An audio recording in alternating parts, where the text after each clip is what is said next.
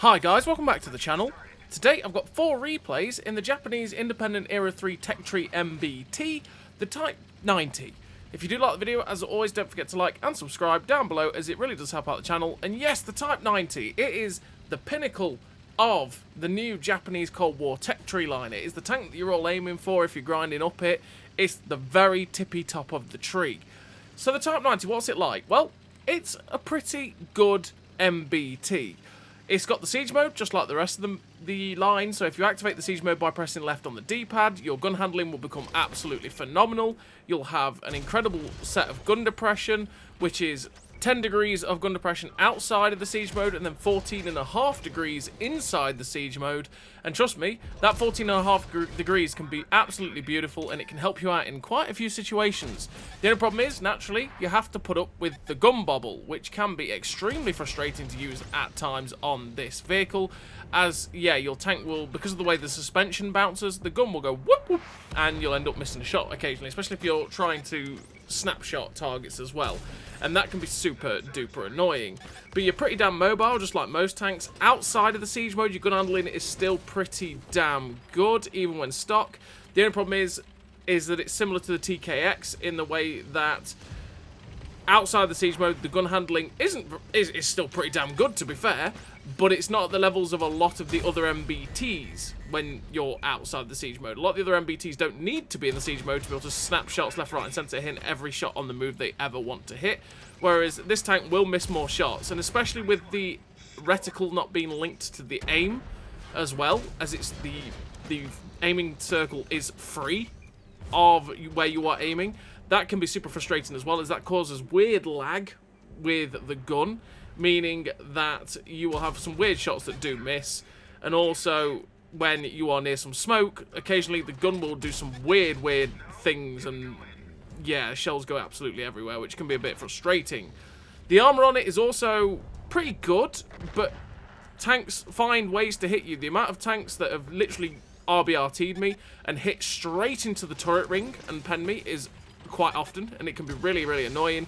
Random pens on the turret are super common, as well as that turret ring catching shots. If you're shooting this thing and this thing is face hugging you, shoot below the turret cheeks into the turret ring, and a lot of the time you will be able to pen it, especially if you've got 600 plus pen, because, like I say, the amount of people that have just RBRT'd it and hit it and penned it automatically is so frustrating.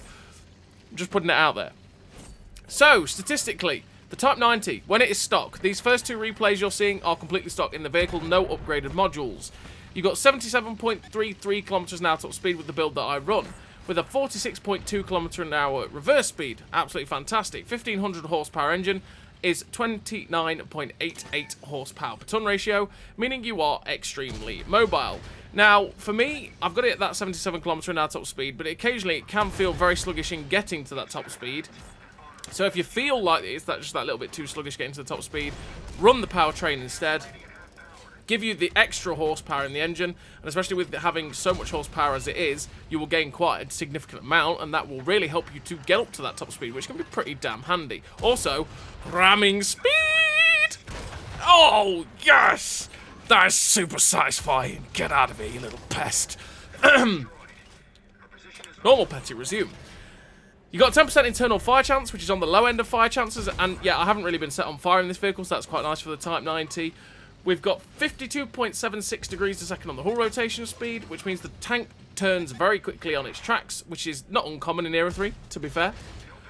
Ground resistances that don't really hold the tank back whatsoever, with 581 meters of view range, meaning you can spot for yourself pretty damn easily in the Type 90. It's pretty common to have that sort of view range in Era 3. 53.52 degrees a second on the turret rotation speed is faster than the tracks, so that's something that's nice for the Type 90, and we've obviously helped that out with rapid aim and stuff like that as well. So that's pretty good. It means that the turret does outturn the tracks when trying to get the gun on target. You got a 0.4 accuracy during rotation with the 1.38 accuracy during movement, which again, isn't too bad. The aim circle doesn't bloom out that much at all, and by most standards, that's pretty good. But there's a lot of MBTs at the top of eras that you're going to be facing that have way better than that without having to go into a siege mode. Now, naturally, if you go into the siege mode, you will have a limited top speed, but your gun depression gets better and your accuracy on your gun and your dispersion values, so those accuracy during rotation and movement values, become non-existent. So it becomes super duper accurate, and when you move and turn this tank, the aim circle doesn't bloom out whatsoever, meaning you're always ready to snap shots. And when you get to a position that you're seeing, like here, it can be very, very damn useful. When you know you're going to hunker down into a position, this is where the siege mode can become so good. And it also means that it accentuates your armor at times as well, meaning you will actually get quite a lot more ricochets off of this armor when you are in the siege mode, depending on how you are using your gun depression. So you've got, like I say, 20 degrees of elevation, which is fantastic, 14.5 degrees of gun depression when you're in this siege mode, which will give you some fantastic shots that not many other tanks can actually get. But like I say, if you're outside of the siege mode, you have 10 degrees of gun depression. You've got 1.84 second aim time, which means it doesn't take very long at all to aim in anyway, even if the aim circle does bloom out. 0.19 accuracy at 100 meters is absolutely fantastic, just like every other MBT in Era 3, to be fair. With a 5.31 second reload, which is 5.7k DPM, which is okay, but it's not at the levels of the previous tank in the TKX. You've got about 300 to 400 less DPM than the previous vehicle, which is a little bit sad for the Type 90. And overall, having played them both a decent amount, I actually prefer the TKX, which is the tank before this, to this vehicle. Now, overall, I feel like the armor's a bit more useful and a bit more reliable on this vehicle, but in terms of the gun and the DPM and stuff like that, there's very little between them, and I think the extra little bit of DPM that the TKX gets is a little bit nicer than the Type 90, but you can still permatrack people with this tank, which can be quite good for it. You've got 590 penetration on the standard APF SDS round, with 710 penetration on the premium APF SDS round, 150 pen on the HE, exactly the same as the TKX, with 1640 meters a second shell velocity on the standard APF SDS, with 1670 meters a second shell velocity on the premium APF SDS. 1,140 meters a second shell velocity on the HE isn't too bad either for a HE round, but it is a lot worse than the standard and the premium round, so be careful of that when you're switching to that round, as you will have to give a fair bit more lead, and you will feel that big difference in the shell velocities, realistically.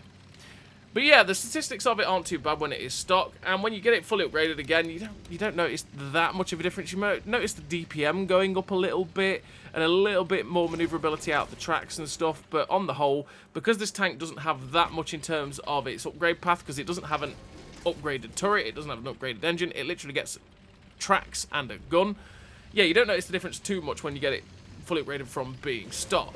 And overall, even when you get it fully upgraded, I still feel like the TKX is probably the better of the two tanks, even though it's technically the entry/mid-era tank. Which is kind of sad for the Type 90 that you go, well, the tank that I've ground through before you is, and generally feels a little bit nicer. But there we go. So what do I run in terms of a crew and equipment? Well, I run similar to what I've run along the whole line. I run Born Leader, Rapid Reload, Sixth Sense, Steady Aim, Snapshot, Run and Gun, Track Mechanic, Clutch Braking, Rapid Aim, with the Advanced Loader, the Gun Stabilizer, and the Traction System. Traction system to be able to go at 77 kilometers an hour, so I have that fantastic mobility that even a lot of the vehicles have in Era 3. Gun stabilizer to keep the accuracy during rotation and movement down as low as possible, the same as having all three gun perks, so that I don't have to use the siege mode to have the best gun handling I can possibly get out of this vehicle. It means I can pick and choose when I need the siege mode, and I don't have to rely on it to be able to snap shots and to be able to have the best gun handling on the tank. I mean, it's still helpful because when you switch into that mode, you do have the best gun handling on the tank, but it means that when I'm in a mode like this, I don't necessarily need to have it. The advanced loader to get the best out of the DPM, with rapid aim and clutch braking to make the general tank feel that little bit more responsive and just generally nicer. There's plenty of ways you can kit out the tank though, it's always down to you and how you feel comfortable playing the vehicle. And as you saw in that first game, we end up just getting shut down now by the Leclerc T4. We should have aimed at the outside drive wheel, because the likelihood that everyone always does is that the moment they get the gun on target, they fire. But if we'd tracked him there, going at the speed he was going, we'd have swung his gun away, and there's a likelihood he could have missed, and with our DPM, we could have done a fair bit more damage. But we finished with a fantastic game for the Type 90 with that 12k damage, and just generally a really good game for the Type 90 there on El Alamein. And on the whole, for the Type 90, I thought it was a pretty solid experience. The tank is pretty damn competitive. Like I said, I thought the TKX was a little bit nicer generally. Just having that extra DPM with the same gun stats near enough was a lot nicer for me on the TKX than it was on the Type 90. But there's so little to choose between the two tanks. This tank is still fully competitive at what it does. It's just the fact that Again, just like the TKX, it has the problem that a lot of the MBTs can do what it does, but just as good. There's some that are better, but there's quite a lot that will do it just as good, and they never have to go into a siege mode to be able to do it, you know? And that can make it a little bit awkward in the Type 90, same as it does in the TKX. It makes you go, oh, well, that's a little bit sad, but there we go. But on the whole, like I say, it's a very competitive tank. You can have a good game in it. You've already seen that. And you won't feel like you're completely outclassed and outmatched in this vehicle when you do end up going against other tanks. So, this second game, again, we're stuck. We're on Fredvang. We've come to this little position here at E5, which will be a nice position for us to take in the Type 90, because we can activate the siege mode, have that 14.5 degrees of gun depression, have the fantastic gun handling, and then just be able to keep poking our turret over while trying to get shots into the enemy team. We get a nice tracking shot there into the Charlie 2, which is always something that you want to kind of aim for with a vehicle like this tank, because the DPM is still pretty good on this vehicle, and you can perma-track people pretty easily, leading to very good assistance games, and also meaning that you get tanks out of the game pretty quickly, because you can track them in awful positions for their tank, and then your team go, hello, we shall take all of your hit points. And you go, thank you, team, for feeding me tracking assist and getting rid of that tank. So we put a shot through the lower plate of the Belka there, and that's half of what I talk about when I say the Belka is such an inconsistent tank to pen, because we penned his lower plate. But the very next shot we put into that lower plate bounced. The shot before we penned it damaged his fuel tank, but didn't do any damage. It's just a bit of an odd one, the Belka, when you are shooting it. It can be a pretty frustrating tank to shoot at. And especially when you're playing it, you feel like, aha, my armor's godly, and then all of a sudden, it's not godly at all. But that's the way that Armour works. So we've managed to get ourselves into a place where we can get shots into the back of this 640 and the Asario. And you can see the bobbly suspension there, and that's because the suspension's wobbling. We're wobbling on the ridgeline just from having moved to this position, and that can mean the gun can keep shooting up into the air, which, again, when you're trying to take snapshots and stuff like that, can be pretty frustrating for the Type 90, so you just got to be careful of that, and just try and wait for it to settle a little bit. So we get a shot towards the Belka again, but sadly it bounces off his lower plate. Go for that shot again. This time it goes straight underneath. Bobbly suspension helping us to miss that shot realistically. We go for the shot into the lower plate again, but it misses. Or should I say it bounced that time. It's really frustrating shooting these things. We load the premium, because that might give us a better chance with 710 pen to go through that. But we bounce again, and I just give up on shooting at that Belka because it's not going how we want it. We know there's something on our right-hand side, though, as you've just seen the ATGM fly straight in, so we're going to have a little look for it. And there is the little light tank, the pesky little Marder that's firing the ATGMs. Get a shot through that Marder, just double-checking to see if there's nothing along that line, and in fact there is. Hello, Mr. Leopard. We find Leopard 2A4.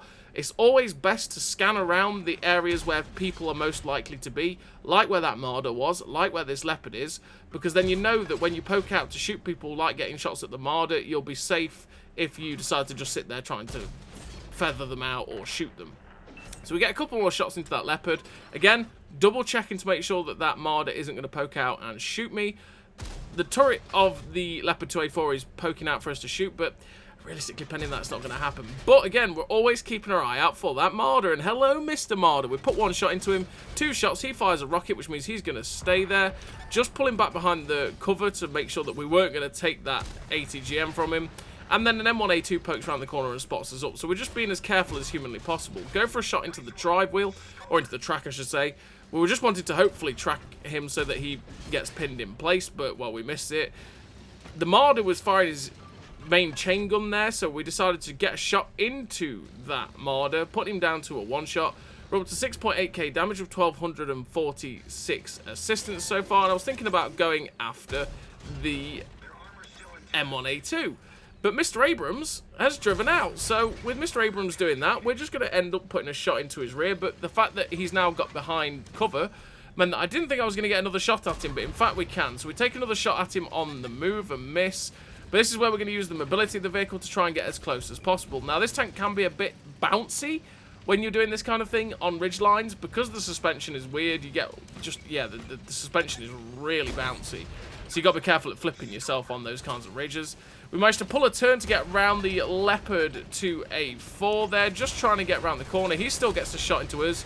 We track and pen the Leopard to a 4, hoping to finish him off with a shot. But that's what I'm talking about with the shot from the Type 90 there into the smoke. That shell went wherever it wanted to because the gun always interacts really weirdly with smoke when you are in siege mode vehicles. It can be pretty damn frustrating, but yeah, there we go. We tried to get the RBRT shot into the Marder A3, but he gets finished off by the 490 Belka, and we finished the game with a pretty damn nice total again for the Type 90 there. We finished with the victory, 3 kills, 9.2k damage, 1483 assistance, 6.8k blocked, with the first class and the 1480 basically. A pretty damn nice game there for the Type 90, which, like I say, is a fully capable tank. You can have a bit of fun in it in Era 3 if you do enjoy Era 3, because the gun handling is fantastic in the siege mode. The armor holds up well enough. Let's say it's not always perfect, like playing something like a Malo, or even fantastic most of the time, like a Belka, but inconsistent. It's more just, it gets penned in the turret ring quite a lot. If people decide you are going to die, you can struggle to stay alive in this thing because the armor is so weird on the front. But for the most part, with the DPM, the mobility, the gun handling, etc., it's just like any other MBT. You can have a pretty decent game with it. So now we're fully upgraded in the Type 90. With fully upgraded, you've got the same mobility as you had on the stock attempt as well, because, well, you got no engine upgrade. Your ground resistances have got a little bit better because of better tracks, which, again, didn't really affect the tank anyway, so that's fine. 55.15 degrees a second on the hull rotation speed now means your tracks turn way quicker. You've still got that 581 meters of view range. 532 on 0.52 on the degrees a second of the turret rotation speed, which means the turret rotation is now slower than the tracks, so be careful of that. You got 0.37 accuracy during rotation now, which is a little bit better than it was, with a 1.07 accuracy during movement, which is absolutely fantastic. Means the aim circle now, when you are not stock, will barely bloom out when you move the tank. With a 1.84 second aim time, again, same as it was before, means the gun will aim in really quickly, even if it does bloom out. And then you've got 0.18 accuracy at 100 meters, meaning the gun is super duper accurate, helping you to hit those tracking shots on people like the SDRV-122A very, very easily.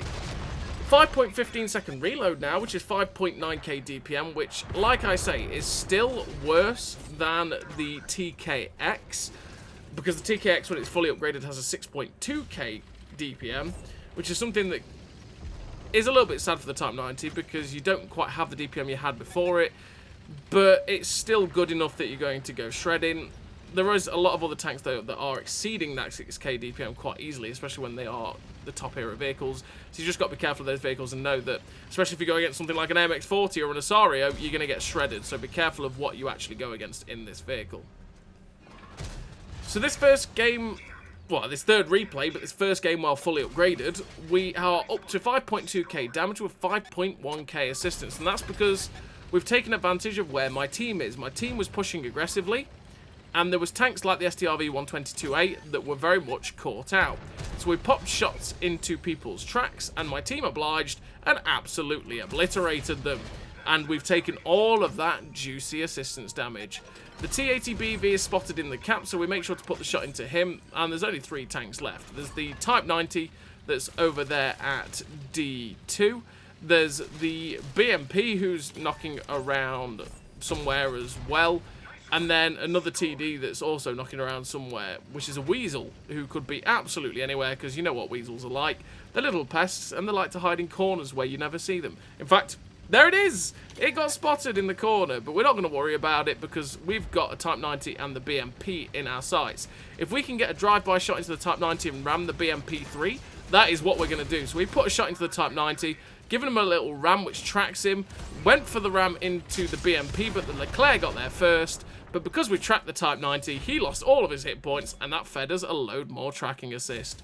We finished with the epic victory, 4 kills, 7.7k damage, nearly 7.7k assistance. So that's 14 and a bit, nearly 15k combined. In fact, that probably is 15k combined, to be fair. And a really nice game there for the Type 90 on Campenberg. Although it wasn't very campy in that game because, well, Era 3 and wolf packs are a thing. So we're on to the 4th and final replay of this video, and we are on Westfield in our fully upgraded Type 90. And what I'm going to do in the Type 90 is rush to the middle area at F7. Now, that can be a bit risky in Era 3 because it depends on how many sneaky boys go up the K-line for them, because if there's any other MBTs that decide to go up the K-line, you're going to spot them, and if your team come this way quite aggressively, you will get a lot of assistance damage. But if they have sneaky boys that you can't spot unless you're basically proxying them, like Weasels, near enough Jaguars, stuff like that, you will get ATGM'd to shreds, and you will die very fast, which also can be very, very annoying. But I don't really like going to the top end around B2, C2 in Era 3, because what generally happens is what's happening now, where we are sending 2 or 3 up that way, and then most of their team go up the 1-2 line, and you bump into 13, 14, 15 tanks and then just die, which is always a sad time. So we've pushed very aggressively. There is no one here. There is just no enemy team. No, they just have not bothered with the JK line whatsoever, except for the poor BMP3, who is gone just like that. And we're up to 1,065 damage with 337 assistance already. We can see lots of tanks moving up, so if we can spot them, that's possible assistance damage. So we get a tracking shot into the K1, who should be in the open for all my team that are behind me at K0. So I was really hoping that he'd start blowing up, because that will feed me some much-loved assistance damage. But we are getting a little bit. Keep him pinned with the tracking shot, and there he goes. There's a Belka in front of us and a Leclerc T4. Well, I'm always going to shoot the Leclerc T4 in this scenario, because I can track pen the Leclerc T4 very easily, whereas I've struggled to do that with the Belka. And also, you can Armour the Leclerc T4 fairly easily by shooting it through that drive wheel as well, which means, well, extra damage, right? So we're up to 4.6k damage with the 3,300 assistance so far. Again, just waiting on the Leclerc to drive out. I didn't think he was going to do it again, so we were just hesitating on the Belka. The Belka penned us through the turret front, and then we ended up bouncing the shot on the Leclerc T4. But there's the shot through the Belka. We penned him straight through the lower plate. We won't be able to do that again in the next 3 shots. I'm telling you. It's so frustrating shooting at these things when, yeah, shots like that happen, you go, oh, I can pen it there, right? No? Okay. Where you want to be shooting it is around the turret, because as you've just seen there, you can go through it, and we've done it again. Again, it's a very, very inconsistent position to shoot, but there is that 30 or 20mm ring, whatever it is, that's around the turret of the Belka, meaning it's very, very easy to pen it with a lot of vehicles, and it's what you want to be aiming for, as that's the most likely place to pen it. And if you do struggle like that, just fire HE, and occasionally the HE rounds might also pen that as well, but you're also splashing them for 200 to 300 quite consistently, which will just whittle their hit points down, and possibly set them on fire. So we see the enemy team was progressing along the AB line, so we're going to go and try and help this heavy tank in the corner, because, well, if we keep this MBT alive, that'll be a great time. We get shot into the STRV-122A, and this is the reason we've come to this position. We were watching the minimap. We saw them progressing out of the AB line, and I thought if there's more than those two pushing, we'll be able to get easy shots into their side. They'll be distracted. Also, when they push out the AB line, it's easy for our team to farm them at J90, because they can see them quite easily and also won't ever get spotted when they're doing it. So we wanted to get there, get the shots in, and help defend our base, because the other thing that happens quite often with it being Era 3 is they would just straight up rush into the base. No one resets them, and then you lose. So then you don't want that, right? So we're trying to get some more shots into the Leclerc T4. He gets finished off by the Thumper, meaning there's only 4 tanks left. We know there's a tank that was a Challenger 2 in their base, because we saw him earlier on. And in fact, we're going to get rid of him, so we're not being shot in the buttocks while going after the tanks up north. So the Charlie 2 ends up driving out, getting some shots into the, I think it's the Makava Mark III right next to us. And I wanted to keep him tracked and penned. Why? Again, it keeps him easily pinned. It makes him easier for my team to pen, and also I will get assistance damage for it, like that, as the Makava rammed him for 1,000, giving me 1,000 tracking assist for that shot, buffing up our tracking assist. Also, I say, giving us the chance to make it easier for him to die. So we get a shot into the MA-AGS. Oh, that poor MA-AGS, absolutely useless tank, as well, we're an MBT, we can do everything that MATGS can do, but way, way better. So we're up to 10.9k damage and 4.9k assistance. Get a shot on the move straight through the M8 there in the rear. There's no escape. Go for the shot on the move into the Type 89. Now, we might have actually hit that if we'd aimed a little bit higher, because we aimed that little bit lower into a place where I could definitely pen if it hit the middle of the aim circle. The shot dropped low into the only bit of ridgeline that it could have hit, and of course, we missed. He takes a hit from the MBT coming in, and we RBRT the shot into that Type 89, finishing him off, getting a really nice game there for the Type 90, which is the epic victory, top of the team, 2 kills, 11,817 damage, 5k assistance, the ace tank of the high caliber, the Confederate medal, with that 1574 base XP. Great game there for the Type 90, well fully upgraded. And that's the pinnacle of the Japanese Cold War tech tree that has just recently come out into the game. I say, Type 90 is a pretty damn competitive tank in Era 3. You can have really nice games in it, like you've already seen. Can be a bit awkward because of the siege mode. Overall, I think I actually prefer the TKX, which is always a weird thing to say, but there you go. So as always, everybody, thank you very much for watching. I'll see you next time.